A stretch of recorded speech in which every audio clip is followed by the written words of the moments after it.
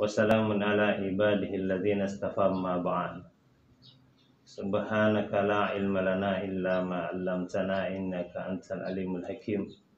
Rabbi shrah li sadri wa yassir li amri wa hlul 'uqdatam min lisani yafqahu qawli. Bapak Ibu yang dirahmati Allah Subhanahu wa taala. Senantiasa kita memuji Allah taala. Zat yang menciptakan 7 lapis langit, yang menghamparkan 7 lapis bumi, yang membentangkan 7 kolam lautan, yang menurunkan hujan, yang menumbuhkan pepohonan, yang mengeluarkan batang-batangnya, mengeluarkan ranting-rantingnya, mengeluarkan daun-daunnya, mengeluarkan bunga-bunganya, mengeluarkan buah-buahnya, merubah warnanya dari hijau menjadi kuning, merubah rasanya dari pahit menjadi manis. Ini semua adalah kerja Allah Subhanahu wa taala. Semua ini adalah af'al Allah taala. Matahari yang terbit, angin yang berhembus, air yang mengalir, bahkan mata yang berkedip, jantung yang berdegup, darah yang mengalir. Semua ini adalah af'al Allah Subhanahu wa taala. Kita tidak berdaya apa-apa. La haula wala quwwata illa billah. Hadirin yang dirahmati Allah Subhanahu wa taala. Kita harus memahami bahwa Allah senantiasa mendengar. Allah senantiasa maha melihat. Allah senantiasa maha mengetahui. Tidak ada kata-kata yang terlontar dari lisan seorang hamba. Walaupun hamba itu berada di Amerika, di Eropa, di Australia, di Afrika. Hamba itu berada di Bogor, hamba itu berada di Bengkulu. Semua didengar oleh Allah Subhanahu wa taala.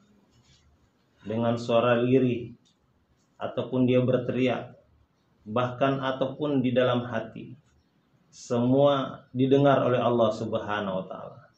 Dilihat gerakan hatinya oleh Allah Subhanahu wa taala.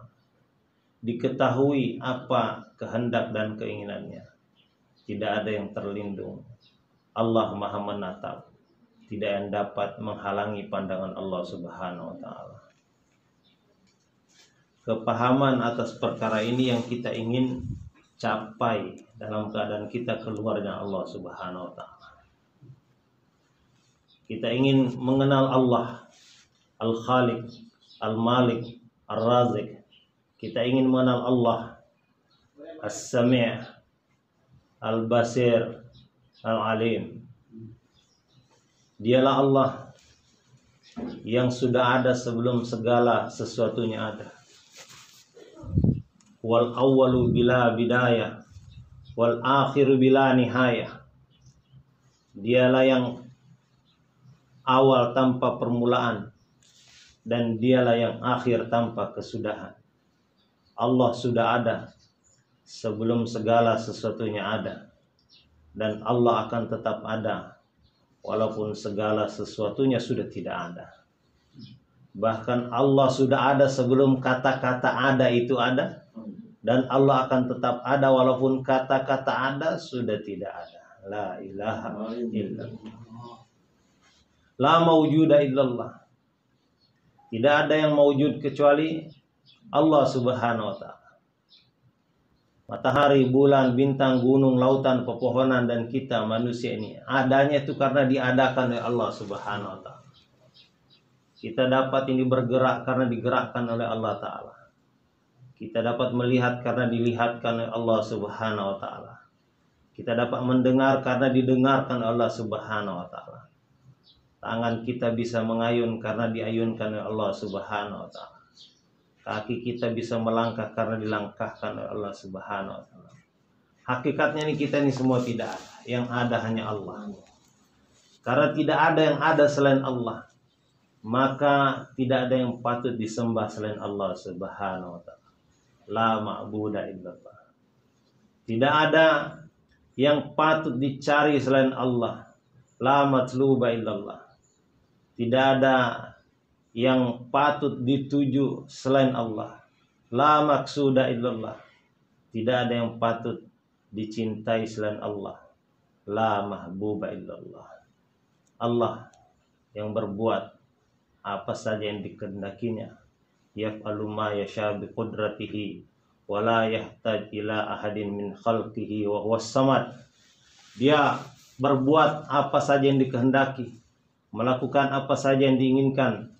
Tidak ada ketergantungan sedikit pun kepada satu pun makhluknya. Jika Allah menghendaki sesuatu, hanya dengan kun fayakun. Jadi maka jadilah. Kepahaman ini yang kita ingin dapatkan, kita keluar dari Allah Subhanahu wa taala. Agar dalam hati kita ini tidak ada kebesaran selain kebesaran Allah Subhanahu wa taala. Jangan ada makhluk di dalam hati kita. Karena sesungguhnya hati ini tidak bisa mendua. Kalau di dalamnya ada makhluk, maka kebesaran Allah akan keluar. Dalam satu kisah diceritakan ketika Adam alaihissalam diciptakan oleh Allah Subhanahu wa taala. Maka ketika Allah ciptakan matanya, malaikat paham ini alat untuk melihat. Ketika Allah ciptakan telinganya, malaikat paham ini alat untuk mendengar. Ketika Allah ciptakan mulutnya, para malaikat ini paham ini alat untuk berbicara. Ketika Allah ciptakan tangannya, maka malaikat paham ini alat untuk bekerja.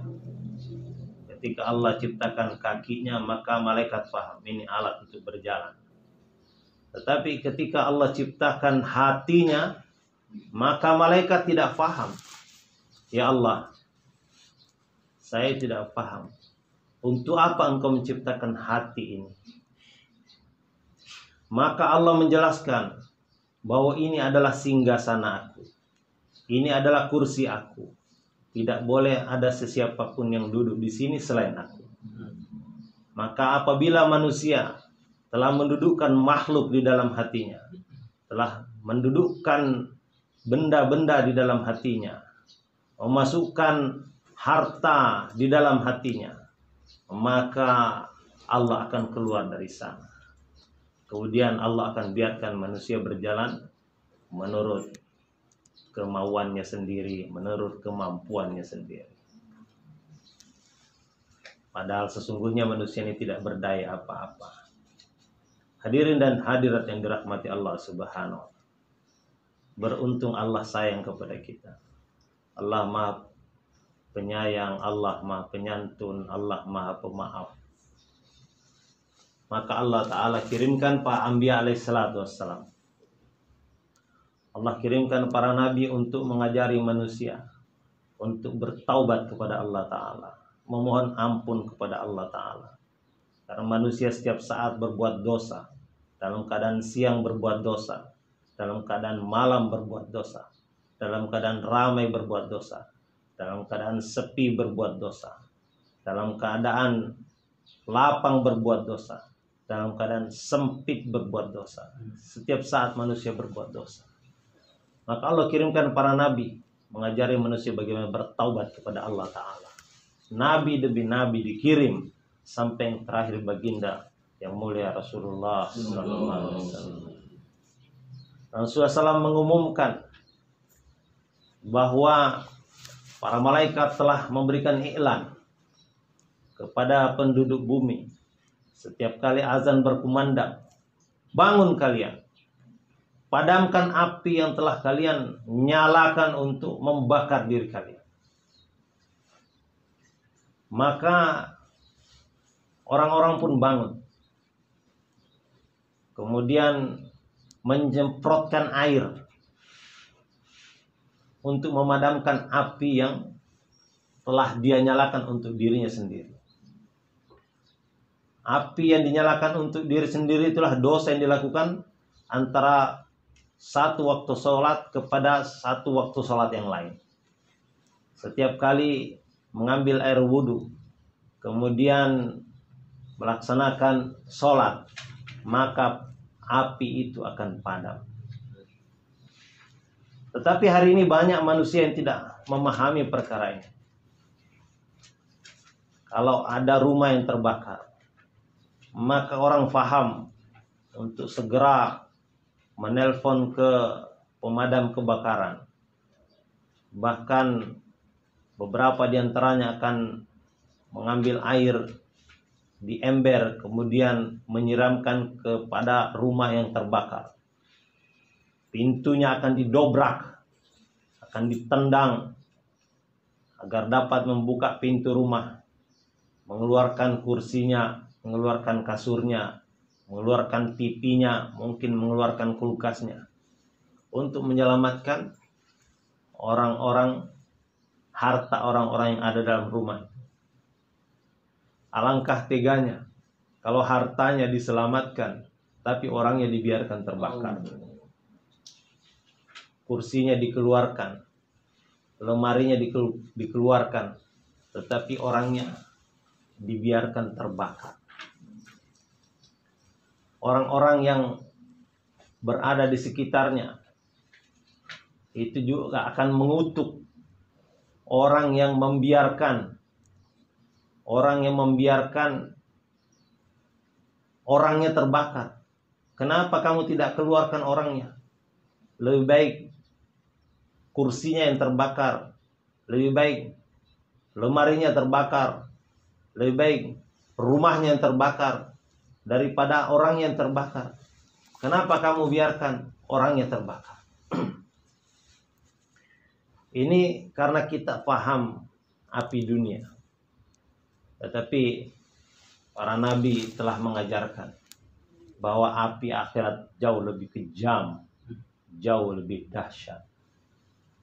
Maka seharusnya kita ada kepahaman.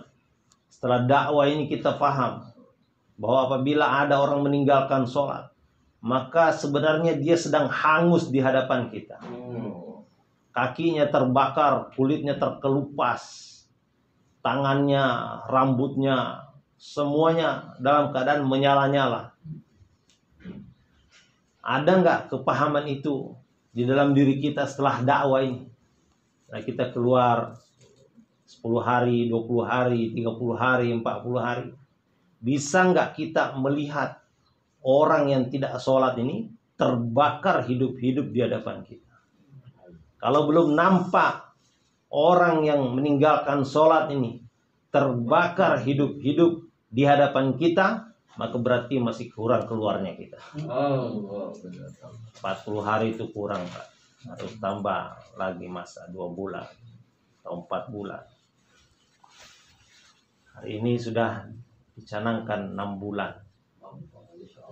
Supaya paham kita bahwa dunia ini bukan tempat tinggal, tapi tempat meninggal. Dunia ini tipu-tipu sementara. Sedang mimpi dunia ini. Ketika bangun tuh baru paham. Oh, ternyata ini tidak ada semuanya. Maka kita harus paham. Dan kalau kita ini melaksanakan perintah-perintah Allah Ta'ala juga, maka Allah berikan juga ganjarannya sebagian di dunia. Man amila sholihan min zakarin au unsa wa huwa mu'min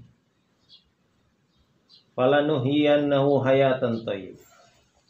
Siapa saja yang beramal soleh dari kaum laki-laki ataupun perempuan, maka Allah akan berikan kepadanya kehidupan yang baik. Amila sholihan itu yakni sholat. Masya Allah. Kalau ini orang meninggalkan sholat, bagaimana bisa disebut amal soleh? Orang-orang dahulu sebelum sholat menderita.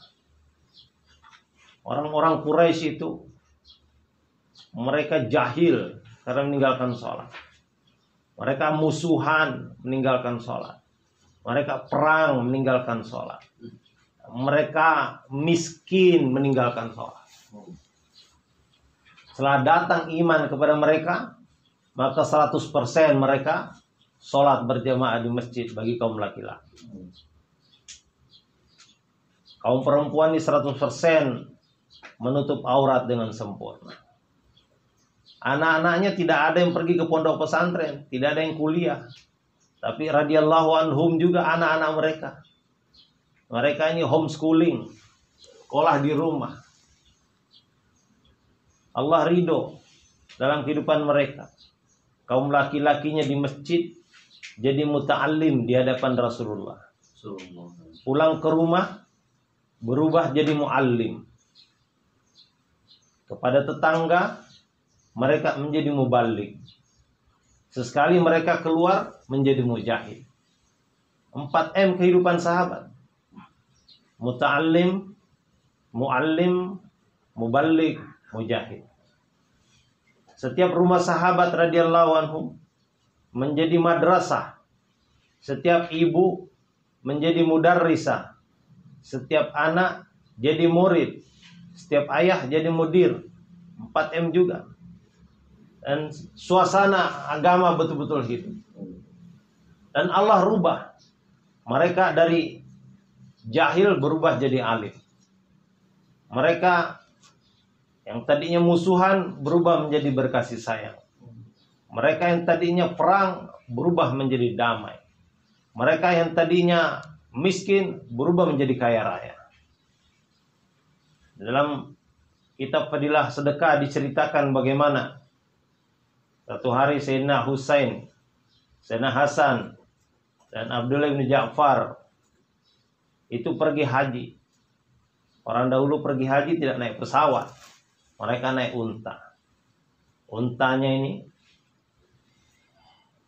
yang membawa perbekalan berbeda dengan unta yang mereka kendarai. Dan unta ini kalau sudah tahu rute, mereka udah jalan sendiri, nggak perlu diikat, nggak perlu dipegang. Nah, unta yang mereka bawa ini sudah sering pergi ke Mekah dari Madinah. Jadi unta ini sudah tahu saya mau pergi kemana. Unta yang membawa perbekalan mereka ini pergi lebih dahulu. Setelah pergi jauh, mereka ketinggalan. Akhirnya mereka kelaparan. Di tengah padang pasir, mereka akhirnya melihat ada satu kemah kecil di tengah padang pasir. Maka mereka pun pergi ke sana, mengucap salam. Kemudian yang menyambut satu orang nenek-nenek. Maka Sayyidina Hasan bertanya, "Nek, kami ini adalah Banu Abdul Muttalib, Banu Quraisy. Kami sedang dalam perjalanan safar menuju haji. Adakah sesuatu yang bisa kami minum di sini atau kami makan di sini?" Jadi padang pasir, air sangat susah.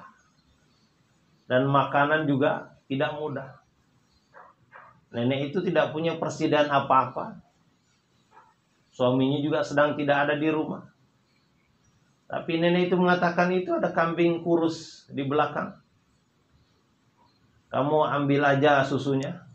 Silahkan minum sepuasnya. Maka dengan gembira Sayyidina Hasan, Husain, dan Abdullah bin Ja'far memerah susu kambing itu. Minum sepuasnya. Kemudian mereka bertanya, "Ada makanan gak, Nek?" Nenek itu mengatakan, "Yang ada ya kambing itu. Kalau kamu mau, potong aja, saya akan masakkan." Maka dipotonglah karena sudah lapar. Dipotong kambing itu. Maka mereka pun makan. Mereka pun pergi. Suami pulang ke rumah, melihat ada darah berceceran, ada kulit kambing itu tergantung. Maka dia tanya, ada apa ini? Maka nenek itu mengatakan, tadi ada ini Banu Quraisy lewat, mereka haus, mereka lapar, jadi saya suruh mereka potong kambing. Saya sudah masakkan mereka dan mereka sudah pergi. Mereka ini musafir mau pergi haji. Marah suaminya. Kamu ini belum tentu tahu bahwa itu benar Banu Quraisy. Jangan-jangan kamu dibohongi. Kamu ini sudah memotong kambing, gak izin sama saya pula. Sekarang kita tidak punya makanan apa-apa. Nah, suami ngomel, istri diam. Jangan dibalas pula ngomel lagi. Maka akhirnya selesai. Mereka sudah diam. Waktu pun berlalu. Paceklik telah melanda kehidupan padang pasir. Sehingga sepasang suami istri ini bergantian mencari untuk keperluan hidup. Mereka mencari kotoran-kotoran unta yang sudah kering. Kemudian mereka membawanya ke kota Madinah, menjualnya untuk dapat duit sekedarnya, untuk dapat beli tepung gandum untuk makan. Hari itu nenek pergi ke kota Madinah menjual kotoran unta yang sudah kering. Selesai dia jual, ketika dia mau pulang, pas Sayyidina Hasan keluar melihat, ini sepertinya saya kenal nenek ini. Maka dipanggil, Nek, apakah nenek kenal saya? Apakah nenek ingat sama saya? Tidak, siapa kamu? Saya yang dahulu memotong kambing nenek. Yang kami pergi haji, kami kelaparan, dan nenek menyerahkan kambingnya kepada kami. Nenek itu berusaha untuk mengingat. Kemudian, oh kamu kah orangnya itu? Iya Nek. Nah sekarang saya mau balas kebaikan nenek. Saya berikan kepada nenek ini 1000 ekor kambing. Nah, dipanggil khodimnya, nih nenek ini kasih kambing 1000 ekor. Dan kasih juga duit 1000 dinar. 1 dinar itu kalau dirupiahkan 4 juta rupiah. 4 juta kali 1000 sama dengan 4 miliar. Jadi sekarang nenek pegang duit 4 miliar, kemudian kambing 1000 ekor. Rasanya mau pingsan, tapi jangan dulu, ini makan dulu Nek. Makan roti, makan yang sekenyang-kenyangnya, baru dia pamit.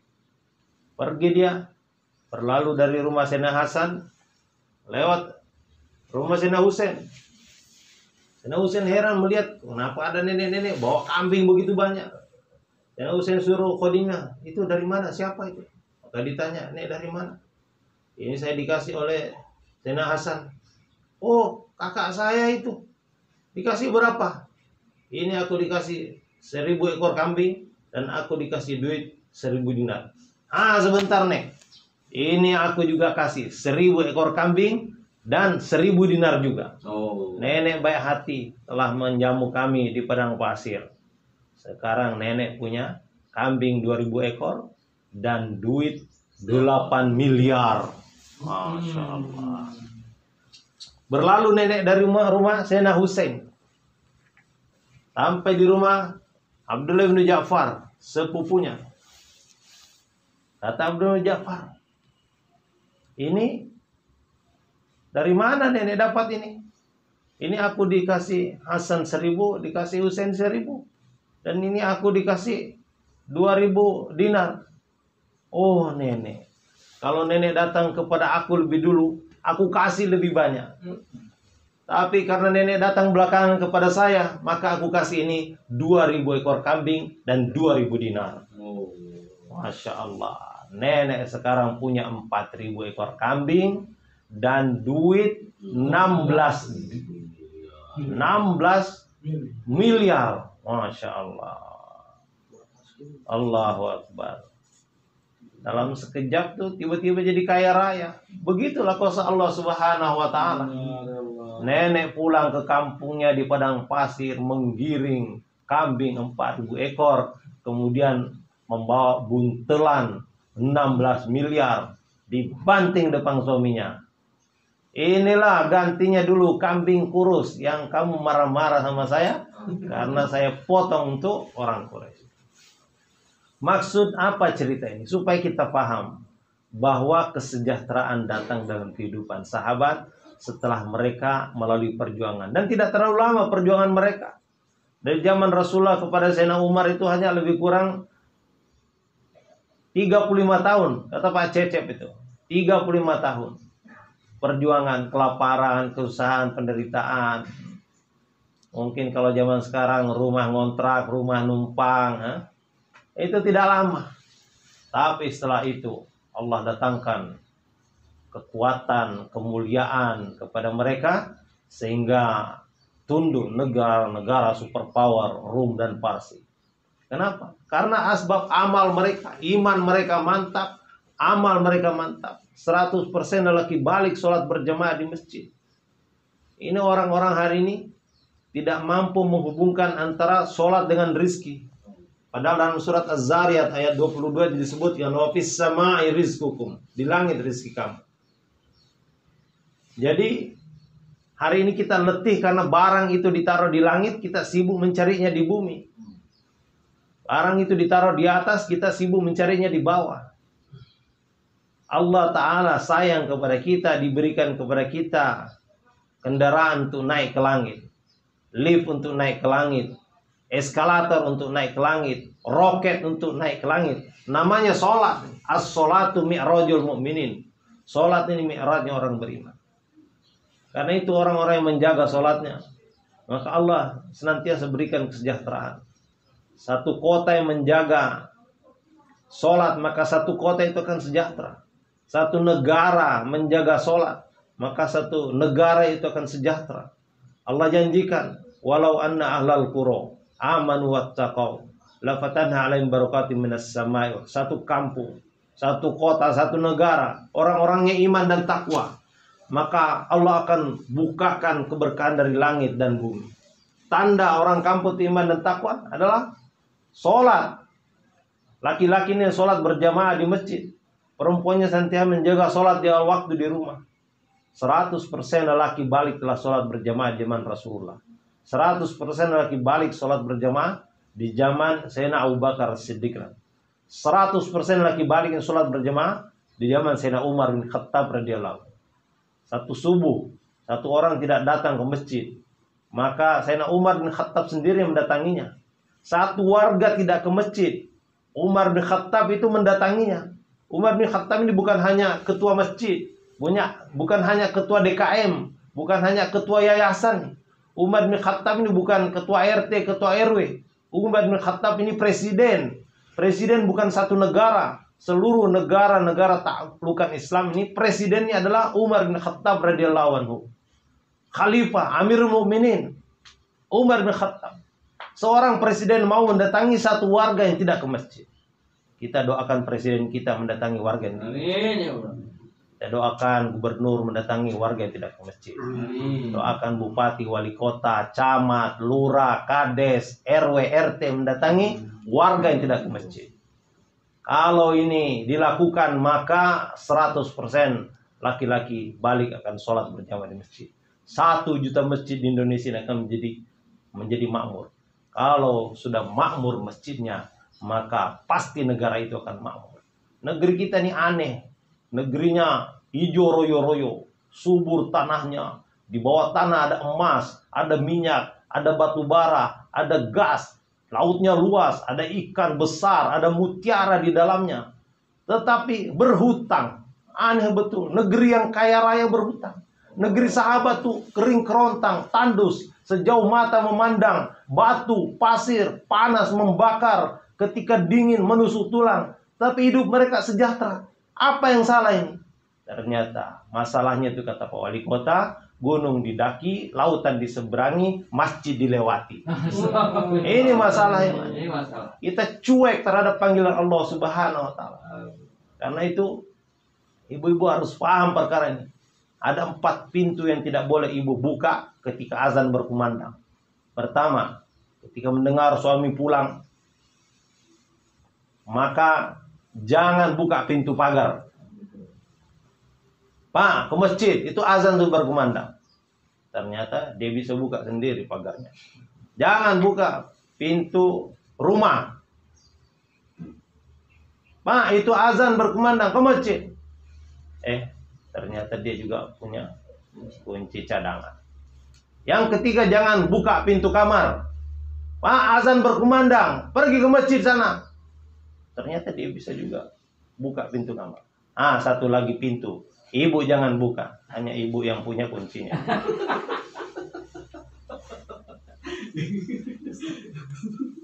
Pak, sholat berjamaah, azan dulu kumandang. Masya Allah. Kalau ibu paham perkara ini, maka suaminya akan menjadi ahli masjid. Kalau suami ahli masjid, maka anak-anak akan menjadi. Allah akan memberikan kekuatan untuk mengamalkan agama Islam. Insyaallah keluarnya Allah Ta'ala ini kesempatan yang luar biasa untuk melatih semua. Jaga taklimnya, jaga amal. Semoga Allah terima. Subhanallah. Cambiabe.